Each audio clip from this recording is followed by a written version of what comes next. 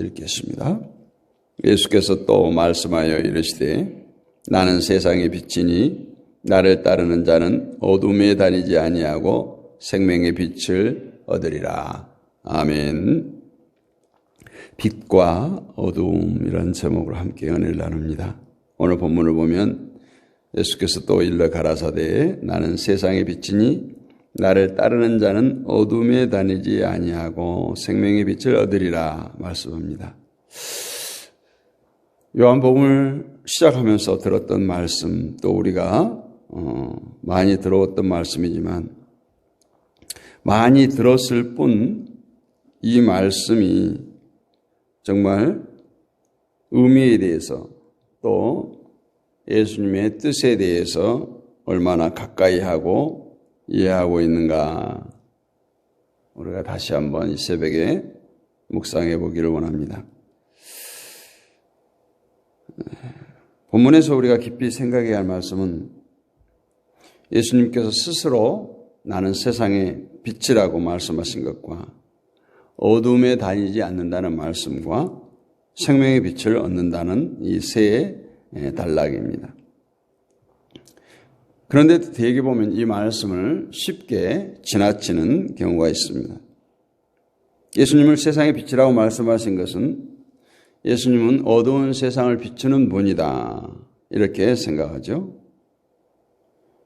지금 예수님께서 세상을 비추고 계신다고 느껴지나요? 그러한 빛을 발견할 수 있습니까? 분명히 예수님은 세상을 향해서 어두움이라고 말씀하셨고 이 말씀대로 세상이 어두움이라면 예수님께서 그 세상을 향해서 빛을 비춘다면 그 가느다란 빛이라도 발견할 수 있어야 되지 않겠어요? 그런데 어두움 가운데 있는 세상은 왜 이러한 빛을 발견하지 못하는 걸까요? 어쩌면 우리는 그저 구원자이신 예수님이시니까 당연히 멸망받을 세상의 빛이라는 막연한 생각만 가지고 있는지도 모릅니다. 어두움이라면 당연히 빛을 깨달아야 되는데 왜 깨닫지 못하는가에 대해서 생각지 않는다는 거예요. 분명히 예수님은 자신을 세상의 빛이라고 말씀합니다. 그리고 나를 따르는 자는 어두움에 다니지 아니하고 생명의 빛을 얻을 것이라고 말씀해요.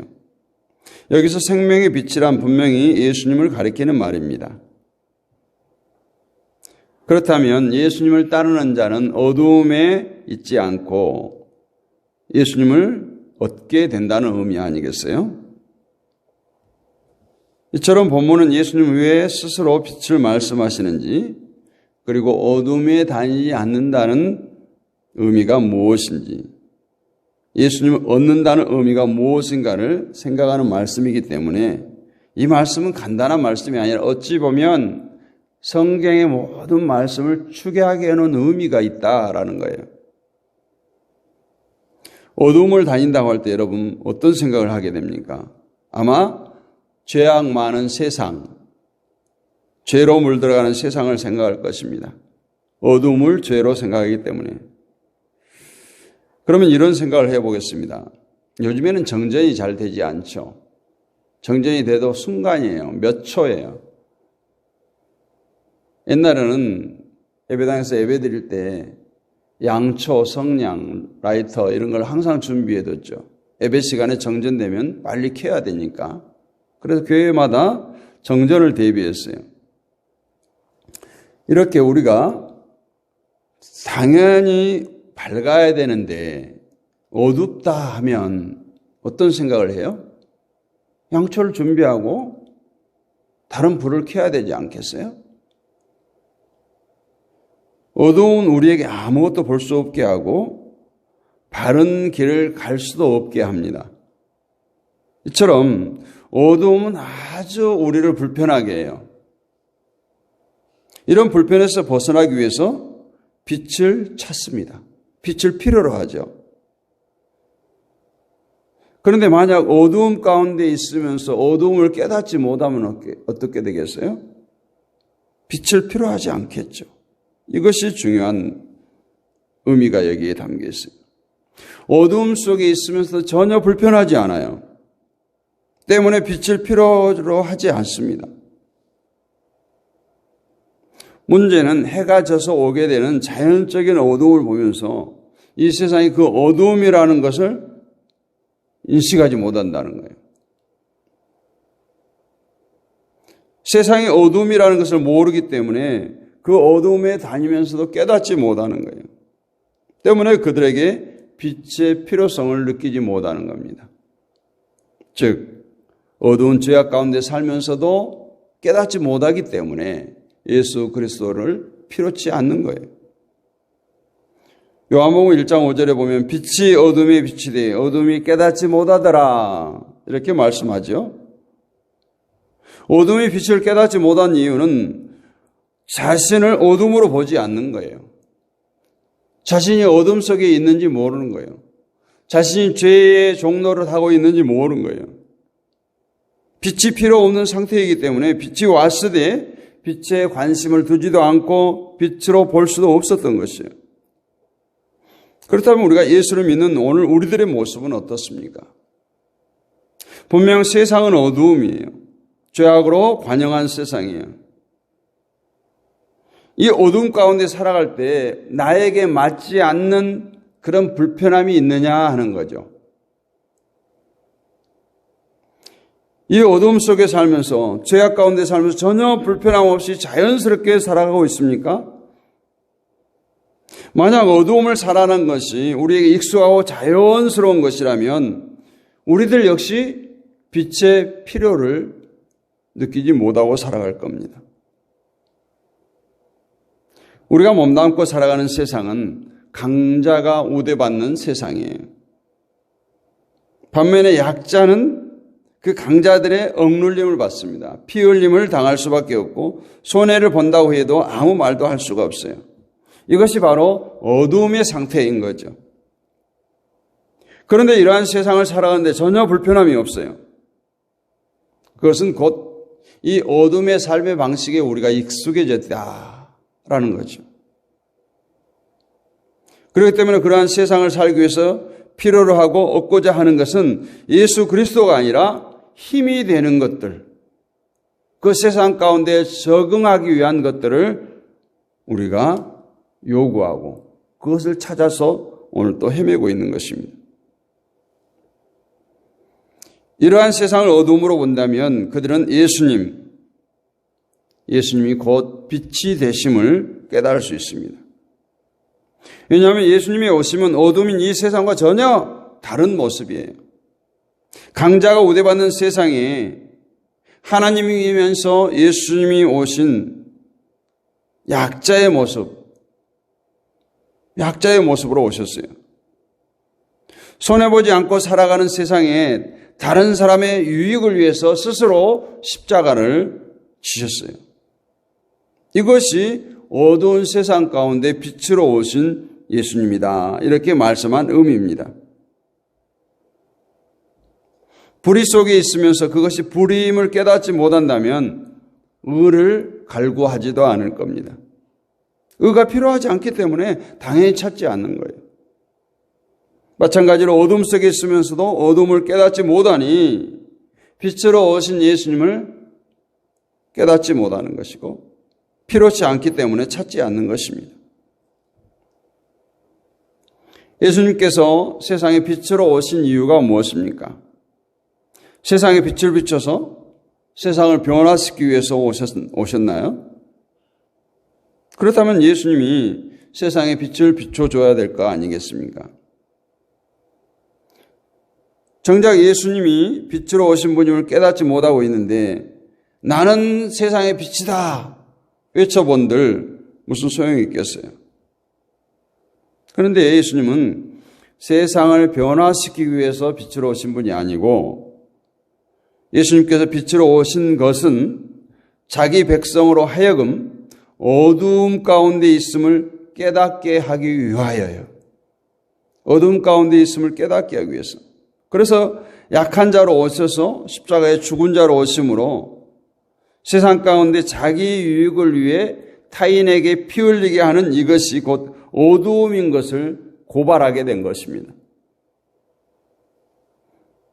여러분 세상을 어둠으로 보십니까? 정말 어둠으로 여겨집니까? 아니면 그냥 그런 대로 적응하며 살만 합니까?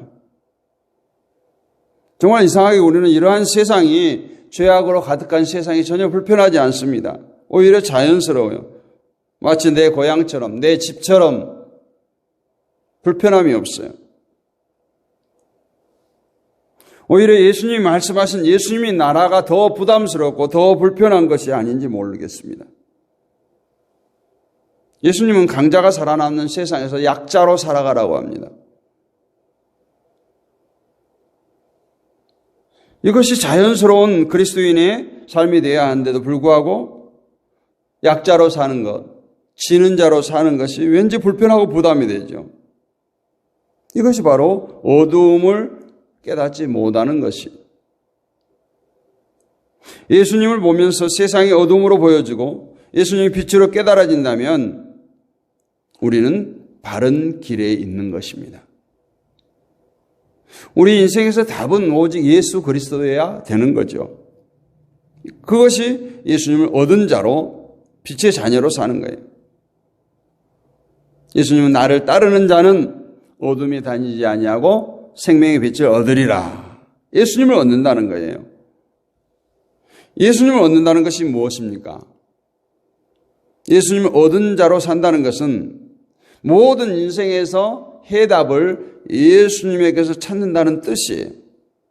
어떤 문제가 있을 때 세상 가운데서 답을 찾는 것이 아니라 예수님께서 찾는 것입니다. 세상에서 답을 찾는다면 그 답은 언제나 강자가 되는 거예요. 손해를 보지 않는 거예요. 남을 짓밟고 올라서는 것이겠죠. 그러나 예수님께서 답을 얻는다면 분명 세상의 답과 다를 거 아니겠어요? 그 답을 따라가는 것이 바로 어둠에 다니지 않는 것이고 예수님을 얻은 자로 살아가는 것입니다. 그러므로 어둠에 다니지 않는다, 이 말은 죄악된 세상을 피해서 어디 멀리 산속으로 들어가라는 것이 아니에요. 비록 이 어두운 세상에 살아가지만 모든 해답을 세상 가운데서 찾는 것이 아니라 예수님에게서 얻으며 살아가는 것을 의미하는 것입니다.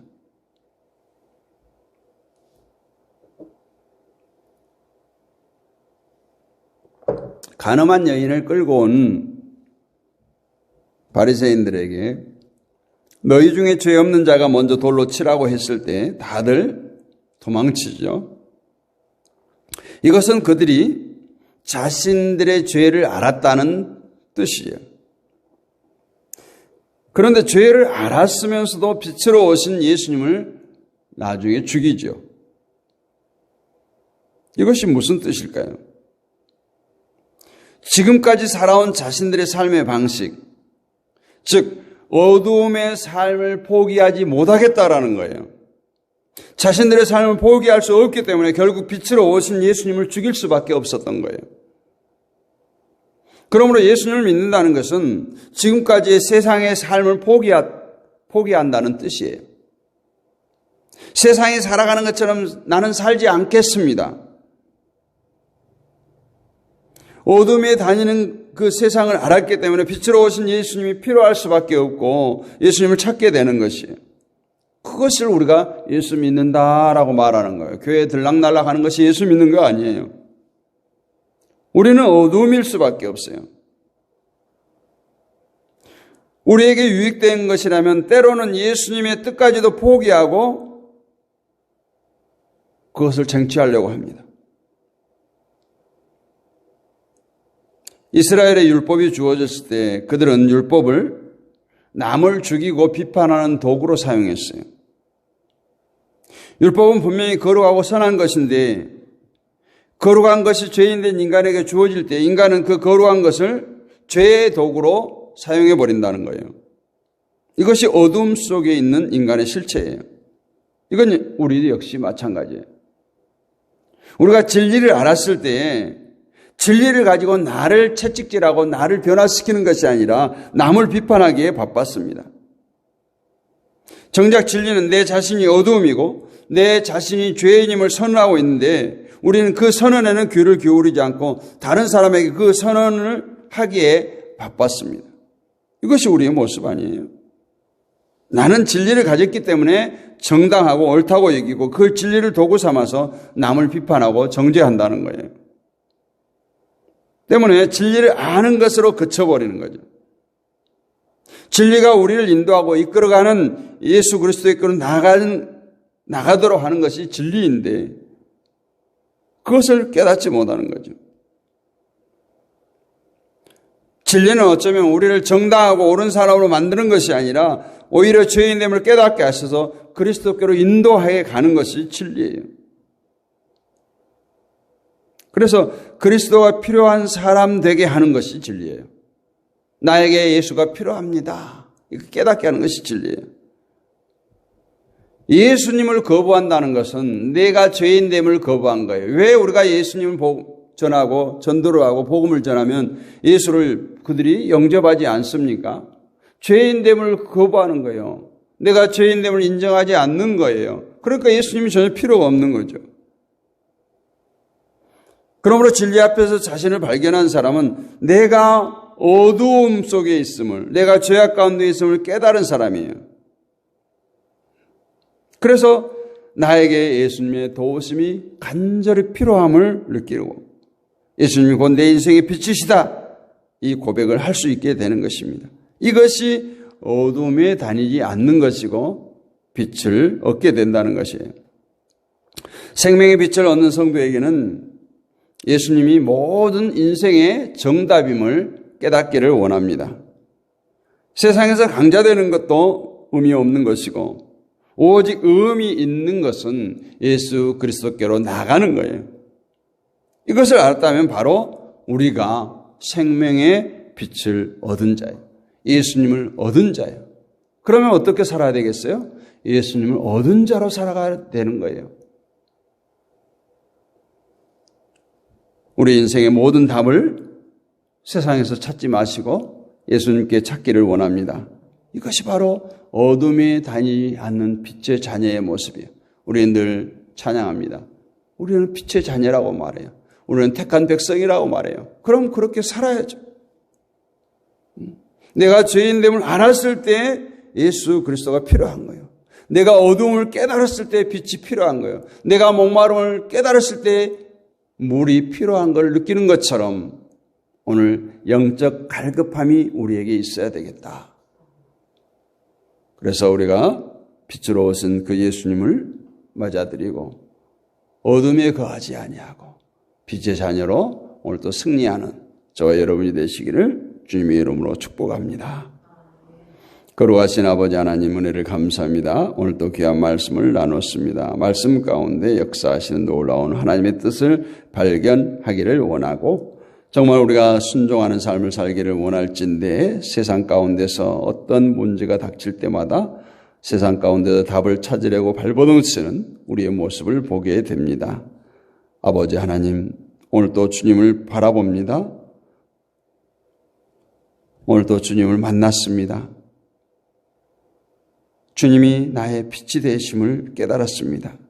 어둠 가운데서 내가 어둠 가운데 있는데도 그것을 깨닫지 못하고 오히려 그것이 자연스러워지고 편안함을 느낀다는 것은 빛으로 오신 예수님을 아직도 인격적으로 만나지 못하는 의미입니다. 오늘도 빛으로 오신 그 주님을 바라보게 하시고 만나게 하시고 세상 가운데 빛의 자녀로 살아가는 우리 모두가 되게 하여 주옵소서. 믿사옵고 우리 주 예수 그리스도의 이름으로 감사드리고 기도하옵나이다. 아멘. 하늘에 계신 우리 아버지, 아버지의 이름을 거룩하게 하시며 아버지의 나라가 오게 하시며 아버지의 뜻이 하늘에서 같이 땅에서도 이루어지게 하소서. 오늘 우리에게 일용할 양식을 주시고 우리가 우리에게 잘못한 사람을 용서해 준 것 같이 우리 죄를 용서해 주시고 우리를 시험에 빠지지 않게 하시고 악에서 구하소서. 나라와 권능과 영광이 영원히 아버지의 것입니다. 아멘.